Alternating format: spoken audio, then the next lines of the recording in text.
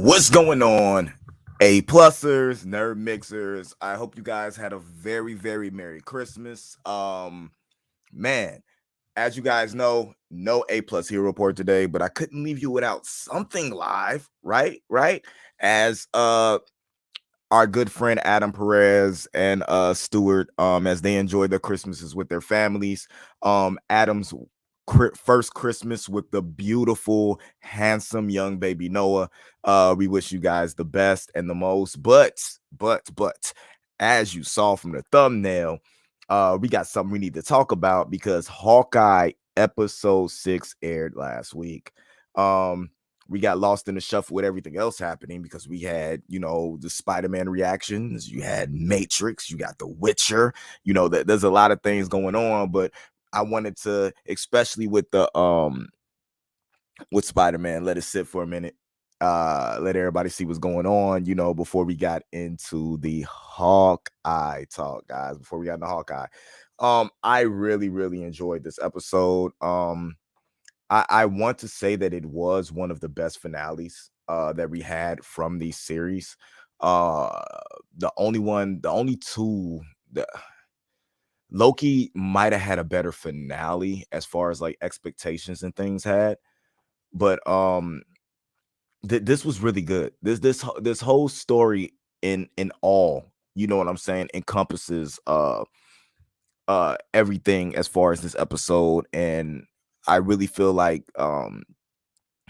they got the hang of how these shows are supposed to go. They did a lot with 6 episodes when it comes to Hawkeye and Henley Steinfeld, Jeremy Renner, everybody that's a part of this show. Vincent, yes, Vincent D'Onofrio, Kingpin himself. We got the confirmation last episode that he was going to be a part of this, and they wasted no time at all as we got him sitting down with Mama Bishop, and Mama Bishop talking about she wanted out of the gang. You know what I'm saying? Kingpin is the man in the chair. He is the uncle, and it's literally all been leading to this that was going on. You know what I'm saying? The big jump off at the Bishop Security Christmas party. And so basically, this goes back to the opening we saw in the first episode. When is his name Derek? I don't want to get his name wrong. You know what I'm saying? Rest in peace, Papa Bishop. I think it was Derek when he died during the Battle of New York, and Eleanor, Kate's mom, found herself like in a whole bunch of debt to Kingpin that her husband had amounted from working alongside Wilson Fisk, and she ended up having to work with him in order to pay it off and basically make a good life for herself and Kate. Eleanor has done so much of what Kingpin wanted, that included killing her fiance Jack's uncle, that included framing Jack for the murder, and now that Kate has come home and she spent most of the time at home, Eleanor's worried about, which we have seen throughout this series, is worried about Kate's safety, right? So her whole thing is she feels she's done enough for Kingpin, so she wants to separate herself from what's going on and just like, I'm done. She says she has recordings, she has video, she has evidence of all the dealings that she has with Kingpin, and she feels like she's done enough that she's gonna separate herself from what's going on. Now, that's not how that works. Kingpin tells her you don't want to do this. She gets up, she walks away. Eleanor's playing, what I'm saying, tough mom, like Mama Bear trying to protect her cub. But thinking that she's kept all of this stuff under wraps, but like we saw at the end of the last episode, Yelena has obtained video of the meeting. She's sending all this stuff to Kate, Kate's and Clint are coming to the realization that it wasn't Jack that they should have been looking at, that the big bad is actually Eleanor. You know what I'm saying? So I think that was actually pretty interesting. I kind of felt like Eleanor had something going on, but I didn't think that she was actually the one who was involved head up and doing everything when it came to this. So that piqued my interest, and I want to look up the casting because the lady who is actually playing Eleanor did an incredible job, especially in this episode. Um Mainly in the end scenes that they had with her and her talking with Haley Steinfeld's a bishop. It was Vera Farminga did a crazy a really really good job. So did Tony Dalton, you know what I'm saying, as Jack. And we all love Linda as Laura Barton, which we're gonna get into that a little bit later. But yeah, I actually want to see if I've seen her in something else. You guys get to do this with me in real time. You know what I'm saying? As we're going through this. Um, The Many Saints of Newark. Oh, she played Livia, soprano. Wow, The Conjuring, The Devil Made Me Do It. When They See Us, Godzilla, King of the Monsters. Oh yeah, she was Emma Russell in that. Huh. I've seen her in a lot. Bates Motel, The Conjuring 2. Now that I'm putting these together, she is Lorraine in The Conjuring. Now that I'm putting what she was into, she's starting to peek in my head a little bit because I didn't even put two and two together just by looking at her. And the role she was playing with me for me right now was, you know what I'm saying, a little bit different. So yeah, she's got a pretty good pedigree behind her and what she do. I've seen her in a lot. I know she looked familiar, but I never really looked her up. And Alekla Cox as Echo is just bee's knees. Really dope to me. And I like this is probably out of all the series, this particular cast itself to me is the best cast out of all of the Disney Plus series. Is everybody in this cast, whether it's the sidebar like the first responders like the firemen and all that who do the LARPing, to the big wigs like, you know what I'm saying, Jeremy Reiner.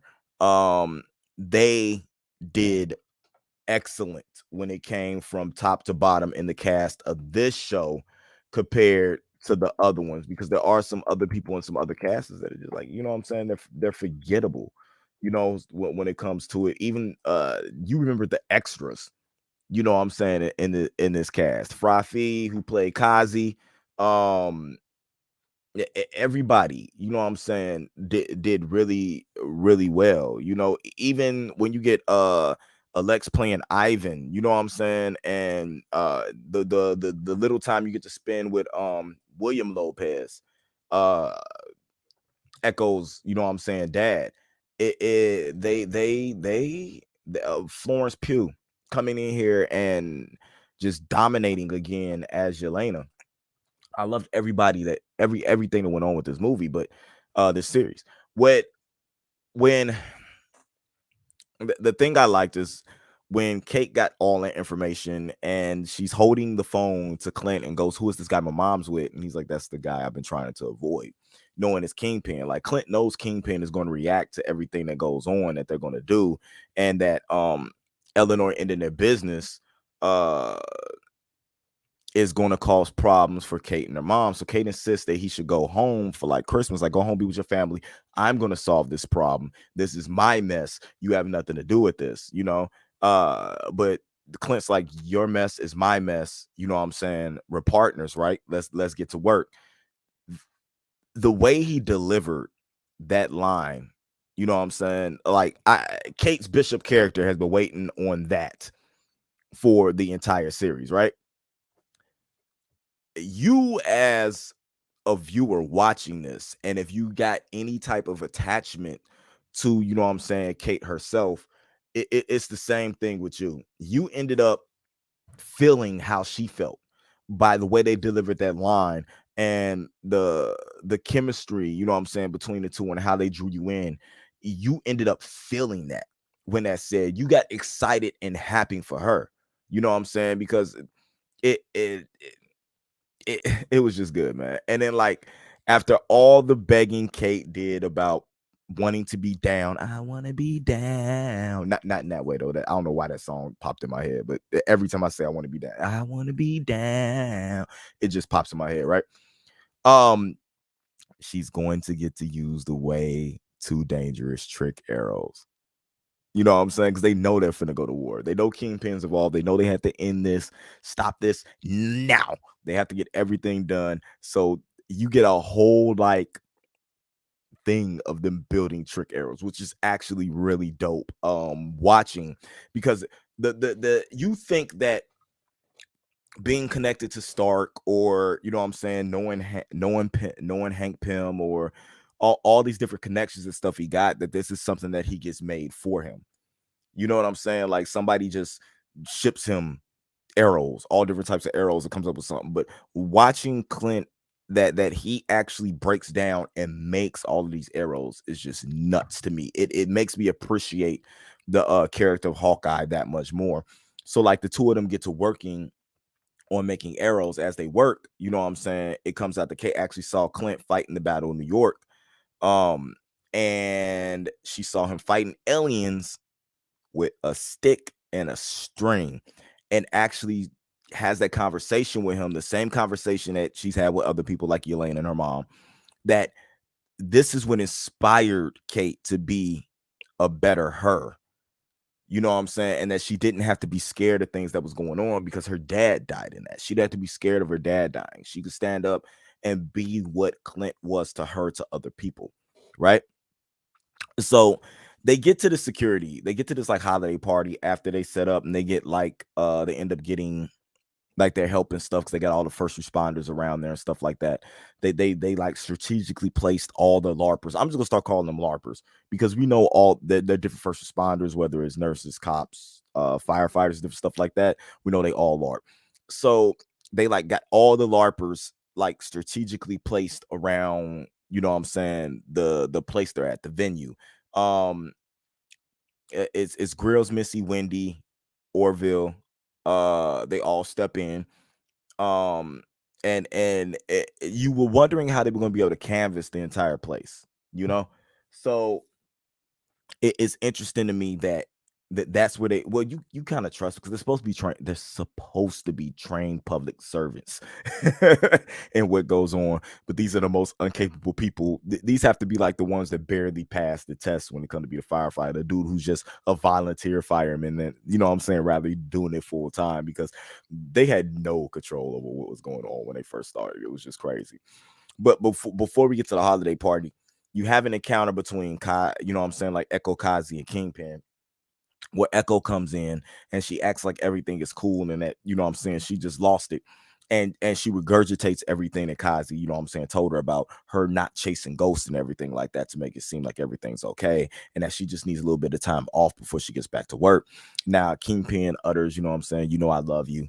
Take all the time that you need. But in the back, he's just playing, you know what I'm saying, a role, although he really has love. And we've seen this before in like the Daredevil show, when, you know what I'm saying, his love for the love that he has for people, that he develops for people, you know, he really loves them, but he'll manipulate any situation that is going to be able to benefit him. And looking at Kazi like, we're gonna have to kill her. You know what I'm saying? You know, we're gonna have to kill her. So it's almost like he's killing his, you know what I'm saying, like he's putting a hit on his own daughter. So uh, they end up wanting to take out Eleanor. You know what I'm saying? So uh, he gives Kazi the instructions to be able to do that. And so Kazi sets up, you know what I'm saying, sniper rifle, building across from where they're at. And he's got the tracksuit mafia covering all the exits. It's a lot of tracksuit mafia on here too. I don't know where they got. I don't look. If you got a mob that big and you keep sending the same 5 guys after a quote unquote superhero, and you just don't send 100 guys every time, come on, man.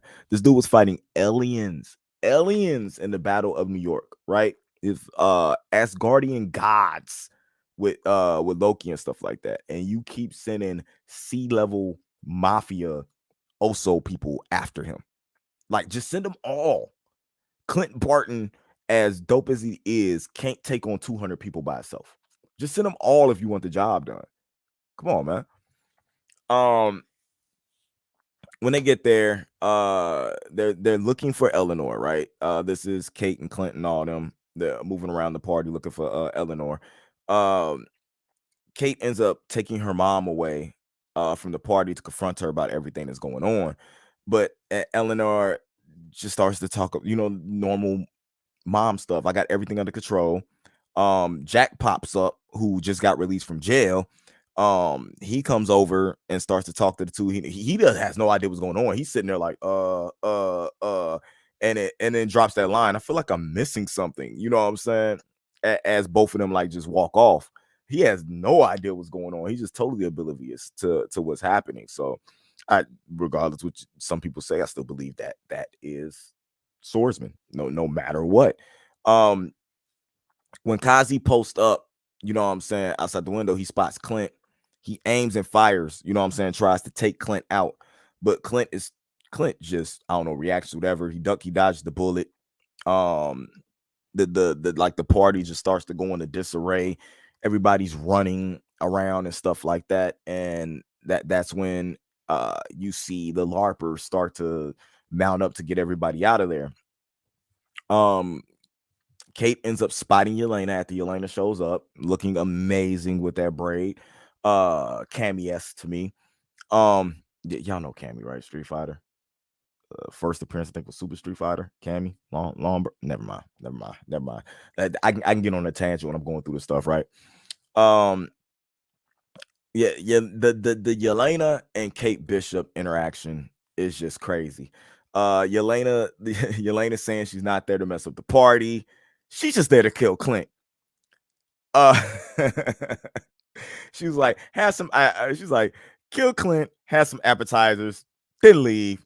But Kate is not for it. Not going to let Yelena, you know what I'm saying, be able to take out Clint. They start to like tussle a little bit. It's almost like sisters, or like, you know what I'm saying, or like a older cousin and a little cousin, like having that little tussle or thing like that. But Yelena is a trained assassin. She ends up overpowering. She also ends up like revealing Kate's new outfit. So we get to see that outfit. To me, looks a lot like her last outfit, but it looks real good. Kate ends up giving chase to Yelena through an office. You had the 30 Rock office that they're fighting in. I don't think people really noticed that.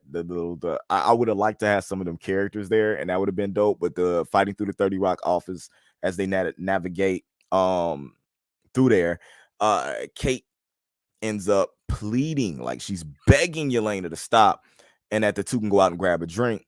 And Yelena's like, okay, I'll stop after I kill Barton. Like, it's just the banter between the two of them to me is amazing.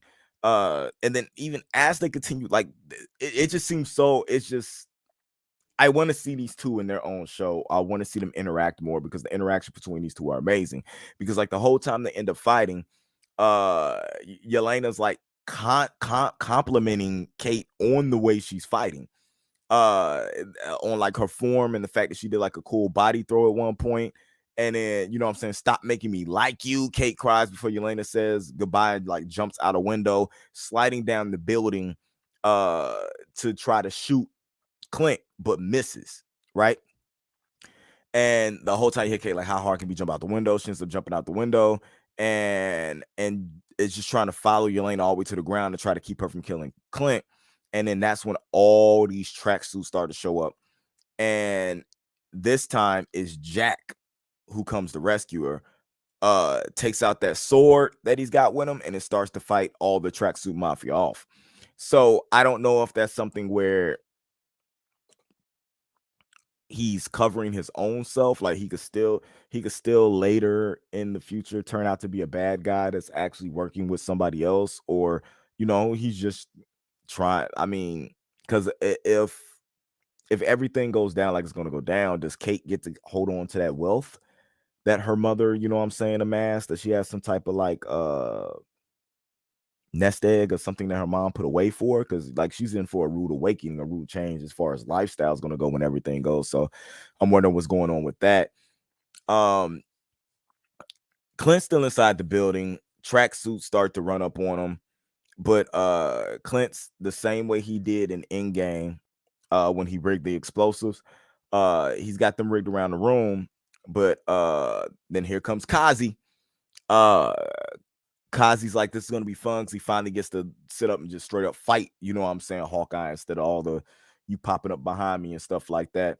Kazi can hold his own a little bit, but he's no match for Clint Barton, as Clint Barton takes him down and he's like, yeah, right, this was fun. Triggers that bomb that, you know what I'm saying, like separate all the other tracksuit mafia from what's going on. And then with nowhere else to go, he just jumps out the window and right into the Rockefeller Christmas tree. The esteemed, the iconic Rockefeller Christmas tree. And the crazy thing about this is they had to spend some money because to even like signify that you did this to that tree. Uh he's stuck in the tree, and then Kate sends like 2 arrows, and then the tree just comes crashing down on an ice skating rink, guys. Like, that's the Rockefeller. Some of you might be too young to understand the significance of the Rockefeller Christmas tree, but that is Christmas in New York. You know what I'm saying? Like if that tree isn't up and lit, it doesn't feel like Christmas in New York. Every Christmas movie you ever seen take place in New York, they make sure to get a shot with that tree. And Timber, did I do that? You can end up with this incredible fight scene on the ice skating after that. Kate is able to create enough of diversion to get her and Clint to safety. But on the way up the stairs, which is now populated with like millions of tracksuits, they start to pull out them trick arrows. It's the only way for them to be able to get out of this, to go back to back and just send arrows flying. You've seen all different types of arrows.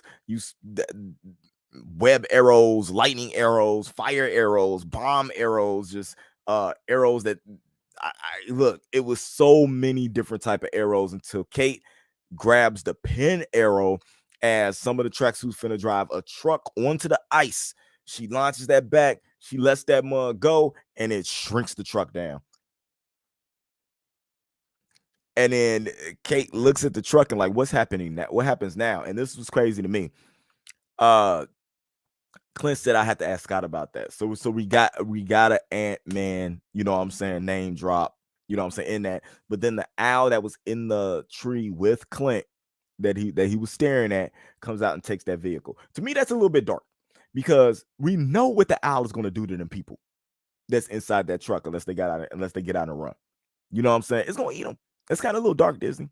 Don't you think? It's a little dark, you know? And people getting ate because that's exactly what my mind went. Like, wow, that's kind of dark. People just gonna get ate, and they just shrug it off like, let the owl eat the people.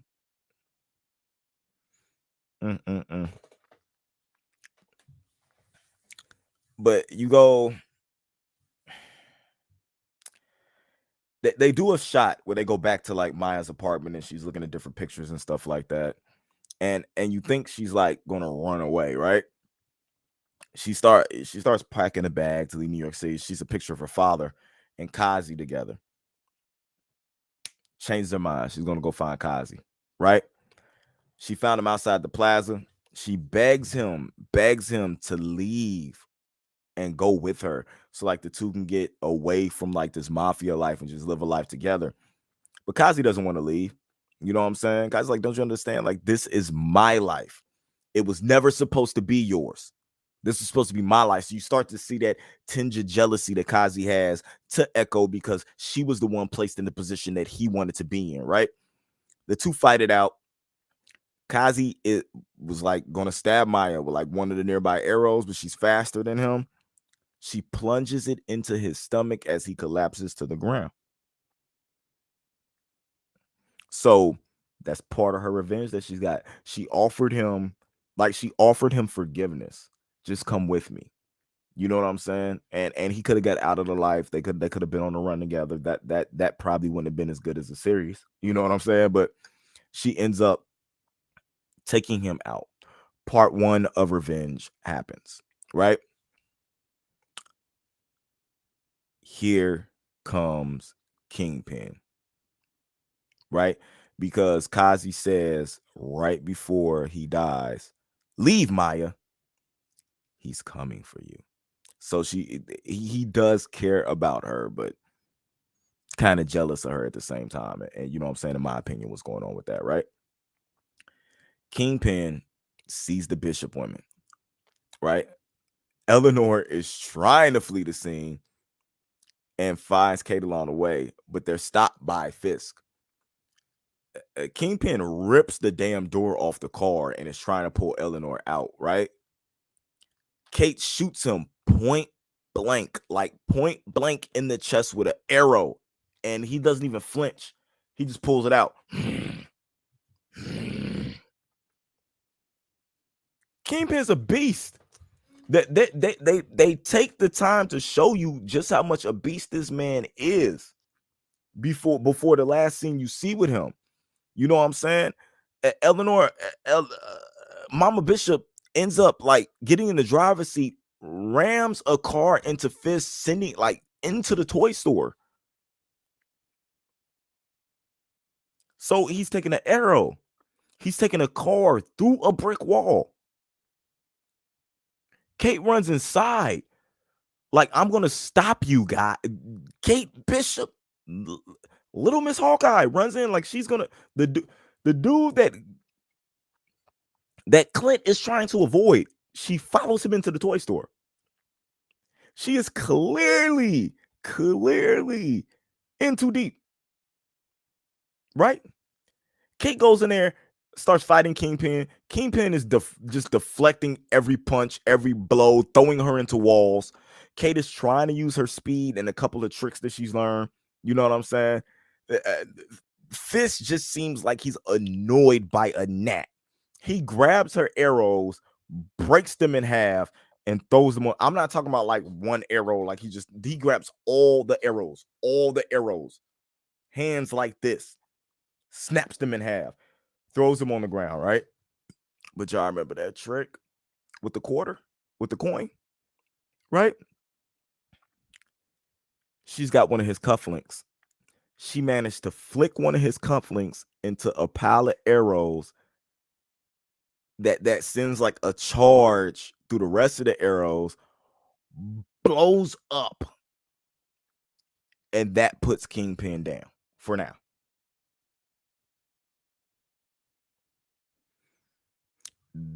I knew there was a reason we had that weird training montage. That was a cool scene. A cool scene. It shows you how you could possibly outthink somebody. You know what I'm saying? It doesn't matter how strong, how fast or something somebody is. If you have experience on your side and you're able to stay calm and think, that you can get yourself out of any situation, right? This is the part that I liked. Okay. Um Kate goes to check on her mother. Eleanor is saying things are gonna go back to normal now, right? You don't have to worry anything. Kate looks like she's kind of bothered why of her mother talking like this, kind of reminds, I'm reminding her that things were never normal. You know what I'm saying? Things were never normal for me. My dad died in the Battle of New York. Nothing has ever been normal. What is normal? You know what I'm saying? As the cops get there, um, you know what I'm saying? Eleanor asks, like, what type of hero has their mother arrested on Christmas? You know what I'm saying? All she could say is, I love you, mom. As Eleanor is taken away for jail, as she's being arrested, you know what I'm saying, for murder among other charges. It's crazy. We look at, when we watch Spider-Man and we look at everything he went through and what he had to sacrifice and give up. You look at a young girl who lost her father, you know what I'm saying, years ago during an alien invasion, right? Uh has grown up where her mom constantly lying to her, doing dealings with a crime syndicate, finding out that her mom murdered somebody. You know what I'm saying? And everything is just supposed to feel like it's normal, and then she has to be the one to allow her mother to be arrested. Like she's literally basically the one that turned her mom over to the authorities, because she could have got her mom out of there, but she did the right thing in the end. So you know what I'm saying, that hit me in the feels a little bit, especially after everything Kate had been through. It's still not as much as what Tom Holland's Peter Parker went through.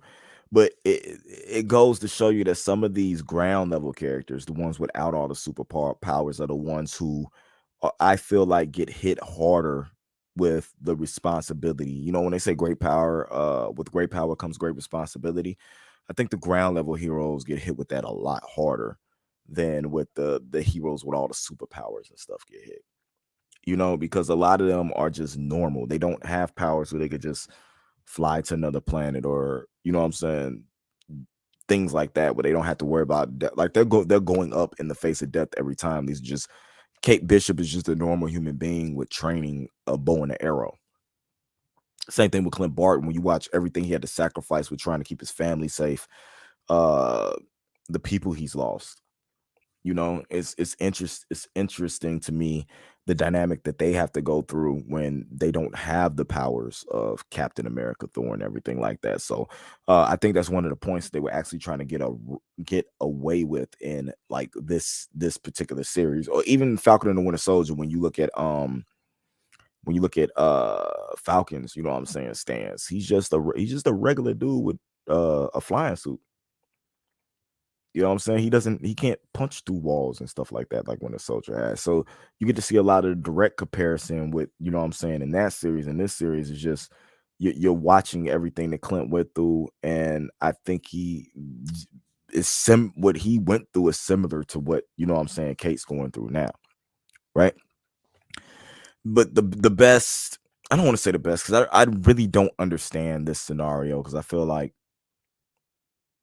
it should have been done different. I feel like Clint should have told Yelena exactly, you know what I'm saying, what happened, and the sacrifice that Natasha made, not only to make sure that Clint could go back to his family, but to wash all her sins away that she had committed while she was a Black Widow, and also to bring her sister back. Because remember, the episode before, we saw when Yelena was going on the missions to free the Black Widows, uh with that cure that she had, and when she went to Dust and came back, although she felt like she was gone for 5 minutes, she was gone for 5 years, and her sister had already sacrificed herself in order for her to come back.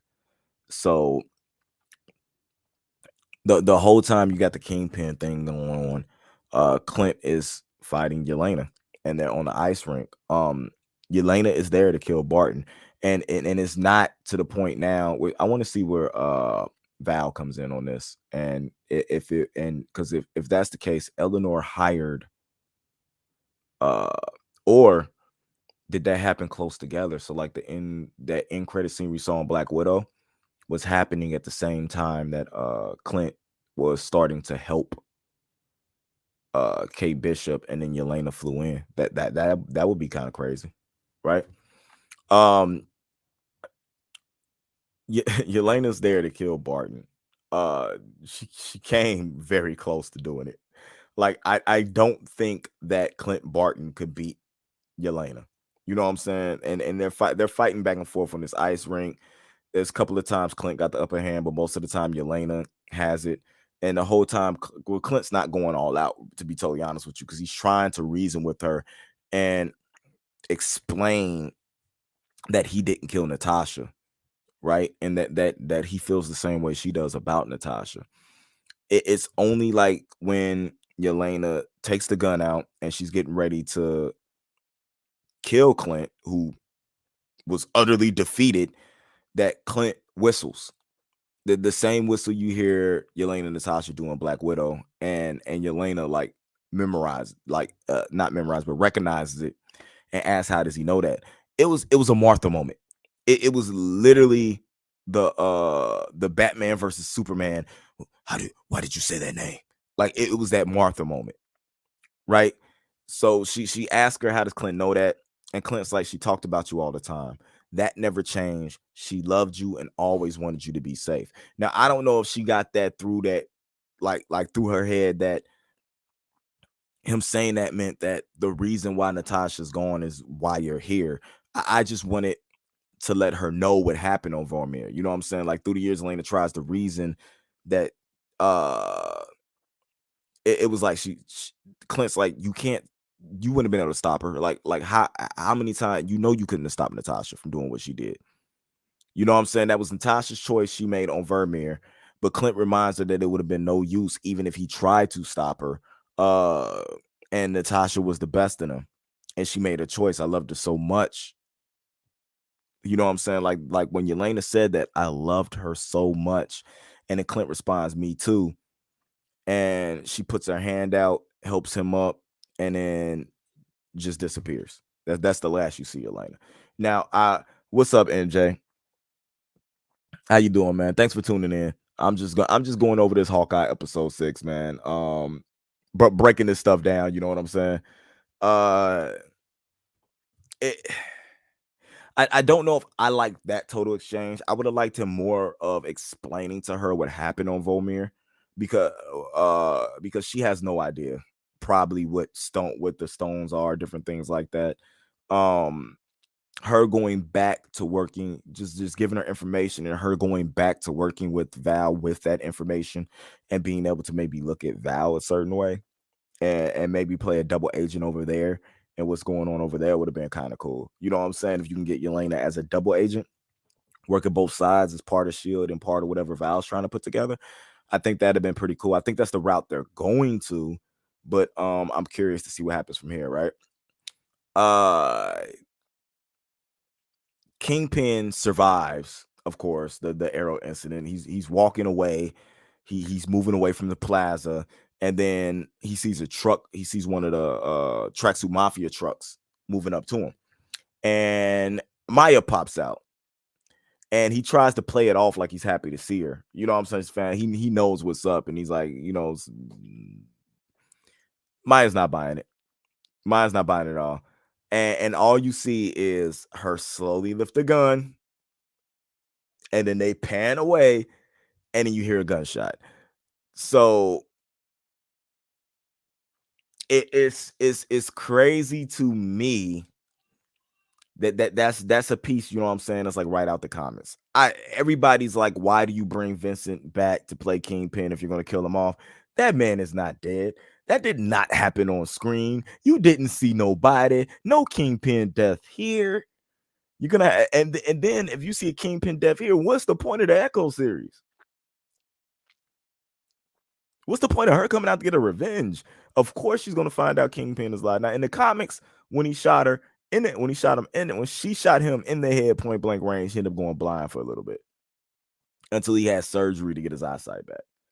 But we're honestly seeing that if you didn't watch every single thing that Kingpin went through before this, like I said, point blank range arrow being driven into the brick wall, like a car hit him and knocked him through a brick wall, and then the explosion from the arrows, and he's walking all the way from that.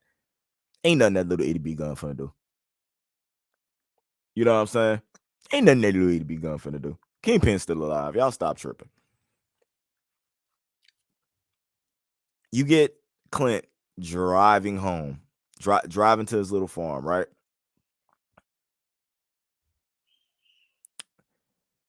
And you did get the reveal. You know what I'm saying? Like when Clint took off and he's got on the new purple costume and all that. That was kind of dope too. I forgot about that when they were on ice fighting with each other. And he was taking off like the tuck stuff and he had the suit up under. It's like, you wore it. That was a big point for me. But there was a line in here that Clint said that was interesting to me when he said, every once in a while, hold on, every once in a while, you come across somebody that makes you better, right?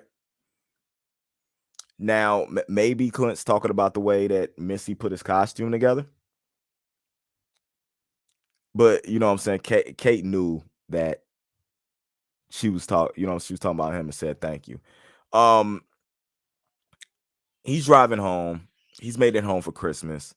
You know what I'm saying? He's unpacking the car. He's got presents and stuff for the kids. He brings them inside. But he tells Kate, he walks around, he's walking to the back car. He's like, you come in and you see Kate and Pizza Dog, who for some reason is now named Lucky, get out the car, and they go in, and like Clint's kids are ecstatic to see him. And Laura's really happy to see him too, his wife. Um, and he hands her her present, and it's a black market watch that was taken from the Avengers compound. When she turns it over and he says, you take better care of your stuff, she flips it over and it's an insignia that says Agent 19 engraved to it, right? There's two things that this could mean to me. All right. This could mean that Laura is Agent 19, which Agent 19 is Hawkeye. Oh, I'm not Hawkeye, my bad. Mockingbird. Agent 19 is Mockingbird. Mockingbird had a lot to do with different things like Civil War and stuff like that. She's a big thing. We also had a Mockingbird played by Miss Padalecki in the Agents of Shield series, which this could be. Hey, Agents of Shield isn't canon. They're furthering themselves away from it. It would make sense in the comics. Mockingbird and Hawkeye got married. That makes a lot of sense. But and that's what I believe it is. But I'm gonna put something out to you that somebody pointed out to me. What if that is the last item she has of her sister who went missing? What if she's the sister of Agent 19 and that's just a family keepsake for her? Right? Clint walks outside and he's burning the Ronin, which makes no sense to me. You're burning the Ronin costume, which survived a fire, so I didn't think it was flammable to start off with. I thought it was flame retardant. Says should he say Kate as he's burning it, he lets Kate light it on fire. Kate's like, should I say a few words? But she's actually got a few words for him. She's like, Lady Hawk, like she's coming up with names, right? Maybe it should be Lady Hawk or Hawk Eve or Hawk Shot or Lady Arrow. And then Clint's like, I actually got an idea, right? And then the Hawkeye logo pops up. So it feels like to me that Jeremy Renner's Clint Barton is actually passing on the mantle of Hawkeye to Haley Steinfeld. As Kate Bishop. And it just seems like it's going to be really. I don't know if we're going to get a season 2 of this. I feel like Kate Bishop is going to pop up in a bunch of other series and different stuff like that. But Haley Steinfeld was actually a really, really good casting for this show. And her and Florence Pugh Yelena were actually the standouts of the series to me. And I love the way that how they use this, and it felt like to me by this series how much more Natasha's death, you know what I'm saying, became that much more important to the MCU, and how Hawkeye might be the real heart, you know what I'm saying, of what's going on, for the simple fact that him not taking that shot to kill Natasha is the reason why the world was saved to start off with. So like it all started with Hawkeye. MJ says, I enjoyed Hawkeye, but kind of feel let down because I was expecting Netflix like Kingpin. I think you got a Netflix like Kingpin. I really do. And the reason why I say that is this is happening so many years after the Battle of New York. The Netflix series took place like almost immediately after the Battle of New York because they were always referencing that. This is years, you know what I'm saying, 10 plus years after that. You know what I'm saying? Because this is so many years after Endgame. So you're going to get an involved version of that character because the character is not going to be the same thing as it was in that series. So I really feel like you got that. Kingpin is just aged you know what I'm saying, version who, you know what I'm saying, stands in a different light. So you don't know what he went through with the battles with Daredevil and everything like that has him like he is right now. But I do feel like you're going to end up eventually getting that backstory on what happened through those years. So that's going to be interesting to me. Again, guys, Merry Christmas, Happy New Year. Let's do something a little different. Let me know what you thought about this episode in the comments. I will be in the comments answering and commenting on yours. As always, thanks for everybody that tuned in. MJ, I appreciate you taking your post-Christmas celebration day and checking us out here. I'm going to try to do this more often, at least with the finales of different shows, just going ahead and doing them live because I like to see y'all questions. I like to, you know what I'm saying, conversate with you guys. And I don't get to do Hero Report all the time. So this is how I get my interaction in, you know what I'm saying, with you A-pluses, with the community. In the comments below, you know what I'm saying, on this video, let me know what your New Year's resolution is. Let me know which Disney Plus show you liked more. All right. We might even put a poll up to see what was you guys' favorite Disney Plus show. I can't wait for this new year to start. We got a lot of big things getting ready to happen. Can't wait to spend time with you guys. All right. So let me know what you thought about this series. Let me know what you thought the best series was. Let me know what your New Year's resolutions is. I will be in the comments below. Don't forget to like and subscribe. Love you guys. You can follow me everywhere at Nerd Mix Alpha, but don't forget to subscribe to this YouTube, the APlus Hero Report YouTube. We're trying to get over 1,000 subscribers. Share with your friends if they're into nerd and geek pop culture, and even if they're not, they're into wrestling, video games, different stuff. You can do that. We're streaming live right now on Twitch, Facebook, and YouTube. That's right. The Twitch is back popping. We will be back on there gaming very soon. Can't wait just to interact with you guys more often. All right. So until next time, I'm Mr. Nerd Mix Alpha. Go stream my music. You can find it Indy Uchiha on all streaming platforms.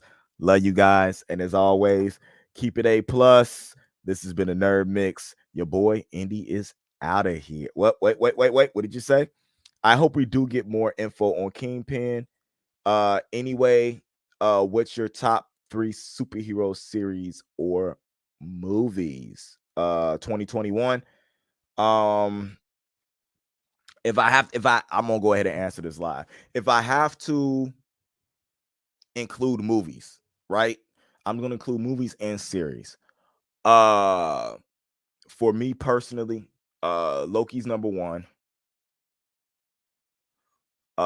No Way Home is number 2. And then number 3 to me is a toss-up between Shang-Chi and WandaVision. So you guys make sure you let me know yours. All right. I appreciate that question, MJ. That was actually a really good question. I like that. I like that. Love you guys. Keep it A+. This has been a Nerd Mix. Indy out.